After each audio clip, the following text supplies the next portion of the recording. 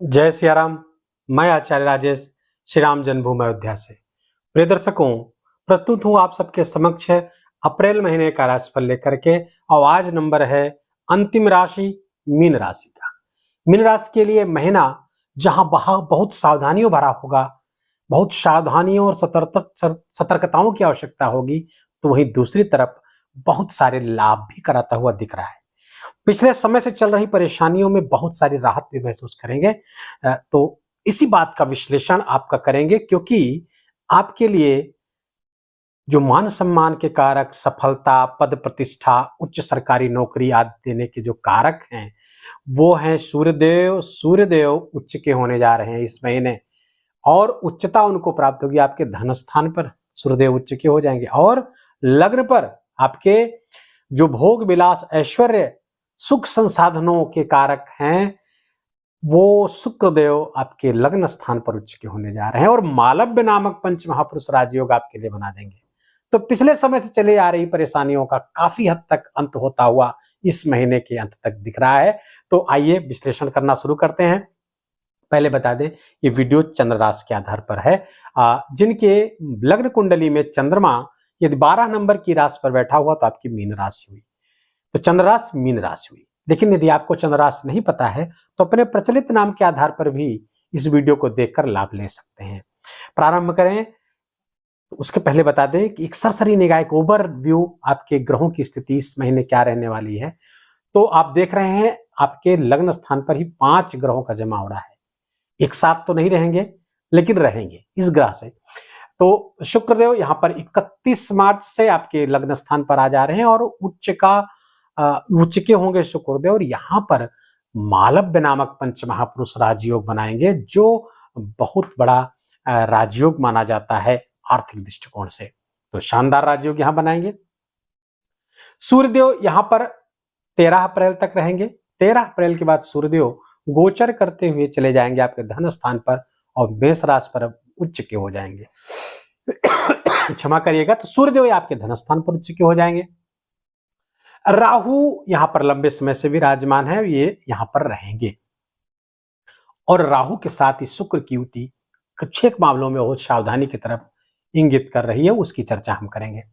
बुध mean राशि पर 9 अप्रैल को वक्रगत करते हुए वापस उल्टा चलते हुए पुनः आ जाएंगे। यद्यपि 9 अप्रैल तक यहीं रहेंगे, बीच में 2 अप्रैल को वक्री होंगे, वक्री होकर के यहां पर आ जाएंगे। पूरे महीने यहीं पर रहने वाले हैं।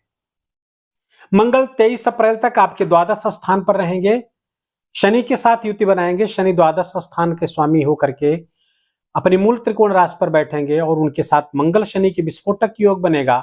सावधानी भरा समय होगा आपके लिए, बहुत सतर्क रहने की आवश्यकता है। और मंगल ये 23 अप्रैल को आपके लग्न स्थान पर आ जाएंगे, फलता शनि और मंगल की युति भंग हो जाएगी। सप्तम स्थान पर आपके केतुदेव विराजमान है, ये ग्रहों की स्थिति है। चंद्रमा को इसमें शामिल नहीं करते हैं, क्योंकि चंद्रमा 2.25 दिन तक ही एक राशि पर रहते हैं, तो बहुत तेज चक्कर काटते हैं। उनको भी सम्मिलित करेंगे तो वीडियो बहुत लंबा हो जाएगा। तो चंद्रदेव को शामिल न करते हुए इस वीडियो को हम सब प्रारंभ करते हैं। स्वास्थ्य की स्थिति देखें तो चूंकि राहु आपके लग्न स्थान पर, तन स्थान पर विराजमान है, तो यहां पर थोड़ा राहु गले से लेकर के यहां तक कुछ समस्याएं क्रिएट करते रहेंगे जब तक यहां रहेंगे। इन्फेक्शन का खतरा, लेकिन उनके लिए ज्यादा खतरा है जो स्मोकिंग आदि करते हैं, किसी ड्रग के एडिक्शन में है। यदि आप कोई ड्रग के एडिक्ट नहीं है तो बहुत सामान्य सी समस्या आएंगी और वो चली जाएंगी। खांसी आदि की प्रबलता बढ़ सकती है, चेस्ट में कंजेशन वगैरह हो सकता है आपके। मौसमी परिवर्तन से थोड़ा सा आपका ये ट्रैकिया आदि क्षेत्र जो ये थोड़ा सा प्रभावित हो सकता है। ब्रोंकाइटिस है आपको तो वहां समस्या कर सकता है। टॉन्सिलाइटिस हो सकता है, फेरेंजाइटिस हो सकता है। तो छोटी छोटी समस्याएं हैं, इसका निदान होता रहेगा। लेकिन यदि आप स्मोकिंग करते हैं या किसी अन्य प्रकार के ड्रग का एडिक्शन है आपका, तो ये फिर थोड़ा जटिल हो सकता है। इतना ध्यान रखने की जरूरत है। बाकी 7.5 ही चल रही है। कुछ मानसिक चिंताएं, कुछ स्वास्थ्य संबंधी चिंताएं थोड़ी बहुत आपको लगी रहेंगी। 7.5 का प्रारंभिक दौर आप पे चल रहा है, तो सावधानी भरा समय वैसे भी है आपका। तो हेल्थ के प्रति आपको बहुत काशस रहने की आवश्यकता रहेगी।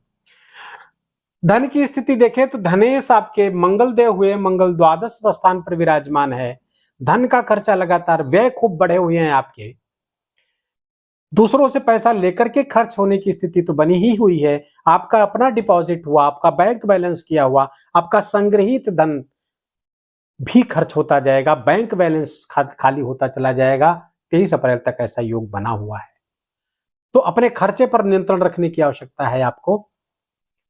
अपने खर्चे को थोड़ा देखें, कहां पे आवश्यक है वहीं पे खर्च करें। तो लेकिन 23 अप्रैल के बाद जब स्थान ये परिवर्तित होकर के मंगल पे आ जाएंगे, मंगल, तो धनेश मंगल जब लग्न पर आएगा तो फिर धन वृद्धि होनी शुरू हो जाएगी आपकी। आपका बैलेंस फिर बढ़ता हुआ चला जाएगा, बैंक बैलेंस। और जो पिछले समय जिन आर्थिक संकटों से आप जूझे पिछले समय, वो सब पूरा होता हुआ चला जाएगा। आपके लिए तो स्थिति बनी हुई थी कर्ज लेकर के आप कर्ज निपटा रहे थे, लेकिन ये समय अब आप व्यतीत करने वाले हैं। अब अच्छा समय आपका आने वाला है, खासकर 23 अप्रैल के बाद। अप्रैल महीने के अंतिम हफ्ते से उसका शुभ परिणाम आपको आना शुरू हो जाए। हालांकि 31 मार्च से जैसे ही शुक्र आपके लग्न पे आएंगे, परिस्थितियों में भारी परिवर्तन होता हुआ दिखेगा। व्यक्तित्व को बहुत आप संवारेंगे, उपहारों का सम्मान मिल सकता है, वस्त्रोपहार या आभूषणों का उपहार आपको प्राप्त हो सकता है। जीवन साथी का सुख सहयोग आपको प्राप्त होगा। विपरीत आपके अपोजिट सेक्स से भी आपको काफी मदद मिल सकती है। इन सब दृष्टियों से बहुत अच्छा है। तो धन की वृद्धि खूब होती हुई दिख रही है, धन आगमन भी आपका खूब होता हुआ दिखेगा, क्योंकि शुक्र जब बनाएंगे तो जब भोग विलास की चीजें इकट्ठा करना शुरू करेंगे तो एकादश से भी आपको लाभ मिलना शुरू हो जाएगा, क्योंकि एकादश के स्वामी विपरीत राजयोग बना करके द्वादश स्थान पर बैठे हुए। तो फलता ऐसे लोग जो फॉरेन से जुड़े हुए हैं, मल्टीनेशनल एमएनसीज में काम करते हैं, एक्सपोर्ट इंपोर्ट का उनका व्यवसाय है, घर से बहुत दूर जाकर के बिजनेस या नौकरी करते हैं, उन सब के लिए बहुत अच्छा हो जाएगा। धन आगमन भी खूब होगा, धन संचयन भी खूब होगा। लेकिन थोड़ी सी सावधानी बरतनी है खर्चों के प्रति। अपने एक्सपेंसेस को जो बहुत बढ़े चढ़े हुए हैं, जो अनावश्यक व्यय तमाम हो रहे हैं, अनावश्यक खर्चे हो रहे हैं, तो थोड़ा सा वहां पर आपको फिकल माइंडेड होना जरूरी है। थोड़ा सा कंजूसी प्रवृत्ति आपको इस समय वर्तमान में बहुत आवश्यक है। बहुत शाह खर्च न बने, तो थोड़ा सा यहाँ पर हाथ को अपने समेटे, आवश्यकताओं पर ही खर्च करें। बाकी गुरु धन स्थान पर बैठे हुए हैं, सूर्य भी यहाँ पर उच्च के हो रहे हैं, तो फलतः धन वृद्धि, बैंक बैलेंस शायद तो बढ़ता हुआ शुरू हो जाएगा। लेकिन परिवार में थोड़ी सी पैतृक संपत्ति संबंधी कुछ विवाद आपके हो सकते हैं। पैतृक संपत्ति का कुछ नुकसान हो सकता है। आपकी वाणी भी थोड़ा सा हार्श हो जाएगी, थोड़ी सी कड़वी हो जाएगी, कुछ कड़वाहट आ जाएगी, जिसके कारण भी थोड़ा सी संपत्ति का, अस्थायी संपत्ति का नुकसान होने की संभावना है। बहुत बड़बोलेपन की शिकार मत होइए आप। यदि वक्तव्य बहुत अच्छा देंगे, बोलने पे मीडिया में बहुत अच्छा वक्तव्य आप दे सकते हैं। मीडिया या जो सोशल मीडिया में काम करते हैं, यूट्यूबर हैं, सोशल मीडिया इन्फ्लुएंसर हैं, इंस्टाग्राम फेसबुक आदि पे काम करते हैं, उनके लिए बहुत अच्छा है। लेकिन वाणी के बड़बोलेपन के शिकार हो सकते हैं। असत्य भाषण से, झूठ बोलने से बचिएगा, नहीं तो थोड़ी सी समस्या वहां पर सूर्यदेव आपके लिए कर सकते हैं, क्योंकि सूर्यदेव आपके छठे स्थान के कारक होकर के वाणी स्थान पर विराजमान है, जिसके कारण वाणी की अधिकता के कारण, वाणी की कटुता के कारण, शब्दों के गलत चयन के कारण शत्रु बढ़ सकते हैं आपके। यद्यपि आपका कुछ बिगाड़ नहीं पाएंगे, लेकिन शत्रुता ऐसे लोगों से आपकी हो सकती है, शत्रुओं की संख्या बढ़ सकती है। यद्यपि आप उन पर हावी रहेंगे, फिर भी आपको सावधान रहने की जरूरत है। कोर्ट कचहरी के मुकदमे आपके हल हो सकते हैं आपके पक्ष में, उससे भी आपको धन लाभ होता हुआ दिख रहा है। तो धन की स्थिति, धन आगमन की स्थिति अच्छी होती हुई शनै शनै दिख रही है। धैर्य थोड़ा बनाए रखें, धीरे धीरे चीजें सही हो जाएंगी। शिक्षा संतान की बात करें मीन राशि के जातकों के लिए, तो शिक्षा के कारक गुरु धन स्थान पर बैठे हुए, तो शिक्षा के लिए अच्छा है। और वो चूंकि आपके करियर के भी कारक हैं, दशम कर्म के भी कारक हैं, तो शिक्षा से, ज्ञान से, नॉलेज से आप जुड़े रहेंगे तो धन वृद्धि होती हुई दिखेगी। धन भी वृद्धि होगी, ज्ञान का अपग्रेडेशन होगा, वहां से भी आपको लाभ प्राप्त होता हुआ दिखेगा। शुक्र जब मंगल यहां पर आ जाएंगे 23 अप्रैल, तो मंगल की जो दृष्टि पड़ेगी आपके सप्तम पर पड़ेगी। केतु वहां विराजमान है, राहु की भी दृष्टि पड़ेगी। मंगल यहां पर 24 अप्रैल मंगल और राहु का अंगारक योग बन जाएगा। देखिए यहां पर 3 बुरे योग बन रहे हैं इस महीने। शुक्र और राहु का लंपट योग, बुध और राहु का जड़ता योग, और मंगल और राहु का अंगारक योग। 3 योग आपके लग्न स्थान पर बनेंगे। लेकिन इन योगों को न्यूट्रलाइज करने का हम उपाय भी बताएंगे, लेकिन सावधानी आपको बहुत बरतने की आवश्यकता है। कैसे? महीने के पहले से ही आपको कैरेक्टर के स्खलन की स्थितियां बनेगी, चरित्र के स्खलन की स्थितियां बनेगी। आपका मन भटक सकता है, किसी विपरीत लिंगी के साथ अवैध संबंध में आप जुड़ सकते हैं। इस पर आपको ध्यान रखने की आवश्यकता है। यदि आपकी लग्न कुंडली में गुरु आदि की स्थिति अच्छी है तो ऐसा नहीं होगा, गारंटी के साथ नहीं होगा। लेकिन जरा से भी अगर आप फिसले तो ये आपके अपमान का भय करा देगा, सामाजिक निंदा होगी, गृहस्थ जीवन में कलह मच जाएगी। क्योंकि 23 अप्रैल को मंगल भी यहां आ रहे हैं, राहु मंगल की दृष्टि भी आपके सप्तम पड़ेगी, घर में कलह का वातावरण पैदा हो सकता है। मंगल यहां भी 23 अप्रैल के पहले भी 8वीं दृष्टि आपके गृहस्थ स्थान पर पड़ रही है, और शुक्र और राहु की युति जो बनेगी ये समग्रता से आपके गृहस्थ जीवन को गंभीरता से प्रभावित कर सकते हैं। और कारण केवल चारित्रिक हीनता, चारित्रिक शिथिलता। बहुत ध्यान रखने की जरूरत है। मीन राशि के जातकों को अपने चरित्र को बहुत मजबूत बनाकर रखना है, विचारों से दृढ़ रहना है। अपने जरा से भी फिसलन, जरा से भी भटकाव आपको गहरी परेशानी में डाल सकता है। बाकी धन संबंधी कोई समस्या मैंने पहले बताई नहीं हो रही है, लेकिन चरित्र अगर आपका चला गया, अपमान या निंदा के पात्र आप बन जाएंगे, गृहस्थ जीवन में उस कारण से कलह मच जाएगी, अशांति आ जाएगी, तो सब मिलकर के भी क्या होगा, सब व्यर्थ हो जाएगा। तो character is loss, everything is loss, इस बात को हमेशा दिमाग में आप रखिएगा, तो जीवन बहुत अच्छा रहेगा, हमेशा अच्छा रहेगा। ये योग आया हुआ है, थोड़ी सी समस्याएं पैदा करेगा, धन वृद्धि के लिए बहुत अच्छा है, लेकिन किसी चालबाजी में मत फंसिएगा, कोई छलावे में मत फंसिएगा कि कोई आपको ऑफर दे कि रातों रात आपको मैं मिलियनेयर बना दूंगा, ट्रेन लाइन बना दूंगा, बहुत अरबपति हो जाएंगे। ये सब किसी छलावे में मत आइएगा, क्योंकि ऐसे प्रस्ताव आपके पास आएंगे। बुध और राहु भी है, ऐसे छलावे आप कर भी सकते हैं। टू बी वेरी फ्रैंक, मैं बता दूं कि हो सकता है आप ज्यादा धन कमाने के चक्कर में पड़े और दूसरों को भी इसमें फंसाने का प्रयास करें, तो इसमें आप बिल्कुल सावधान रहिएगा। और ग्रहों की अगर स्थिति आपकी लग्न कुंडली में भी अगर इस तरह के योग बने हुए हैं तो ये समस्या थोड़ी ज्यादा जटिल हो जाएगी।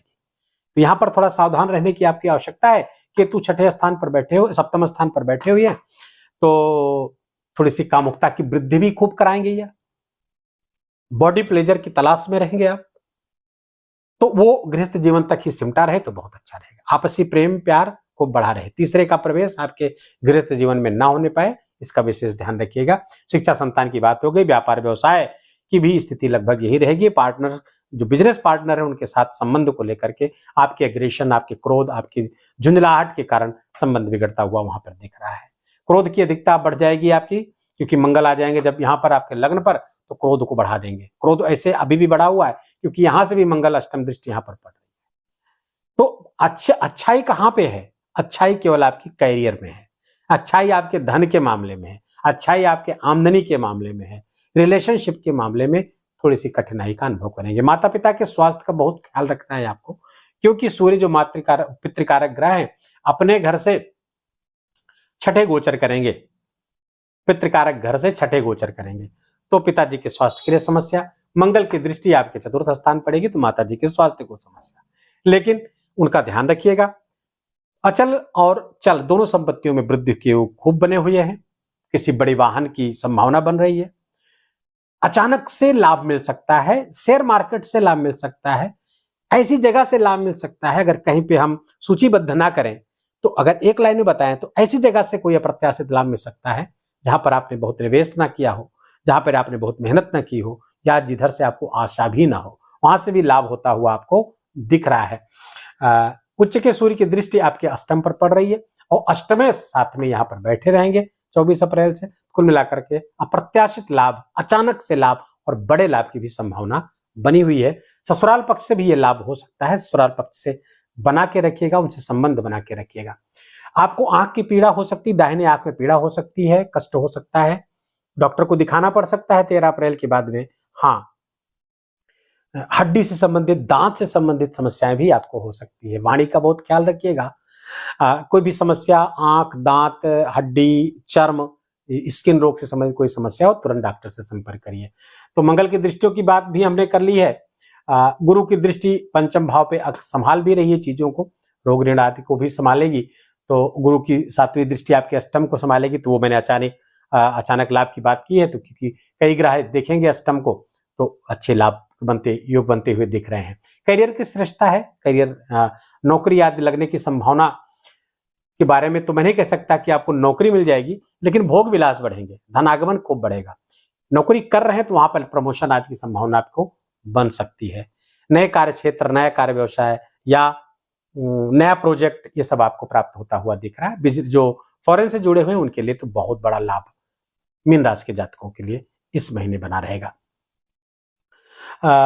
उपाय के तौर पर अगर हम बात करें, क्योंकि शुक्र राहु, बुध राहु और मंगल राहु इन 3 ग्रहों के साथ युति बनाएंगे इस महीने, तो इनको न्यूट्रलाइज, तो राहु का न्यूट्रलाइज होना बहुत आवश्यक है। कैसे करेंगे न्यूट्रलाइज? एक उपाय करिएगा, नवार्ण मंत्र का जप करिएगा रुद्राक्ष की माला पे 108 बार। नवार्ण मंत्र क्या है? ओम ऐं ह्रीं क्लीं चामुंडाय विच्चे, बस इतना मंत्र है, 9 है। 108 बार इसको लगातार जपते रहिएगा। और दूसरे, मां सरस्वती का ध्यान करते रहिएगा। मां सरस्वती के ध्यान से भी राहु न्यूट्रलाइज होता है। तीसरा उपाय, गणेश जी की आराधना करिए। गणेश जी के मंदिर अगर जा सके तो मंदिर, घर में कोई मूर्ति है तो वहां पे दूर्वा समर्पित करिए।